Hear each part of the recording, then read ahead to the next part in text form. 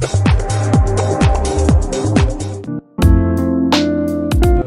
Doctor Dipesh Goyal, cosmetic and plastic surgeon. जो हमने आज हेयर ट्रांसप्लांट किया है वो combination technique FUE from the beard doctor ने लिए हैं, क्योंकि patient was having severe baldness of grade 8 baldness. तो क्योंकि फ्रंट से लेकर पीछे तक एरिया पूरा जीरो हेयर थे, तो बहुत ही अच्छा कवर हो गया। कैसा लग रहा है आपको दिखाने में मेरे? सर अच्छा लगा, यहाँ पे पेनलेस सर्जरी हुई, काफ़ी अच्छा एक्सपीरियंस रहा। स्टाफ भी बहुत एक्सपीरियंस और वेल एजुकेटेड। देखिए अब कैसा लगा आपको। यहाँ से फ्रंट में भी डेंसिटी अच्छी दिख रही है, फिर बैक साइड पर काफ़ी बैक पीछे तक चलेगा। सो होप सो रिजल्ट अच्छा आएगा, वो भी आपसे शेयर करेंगे।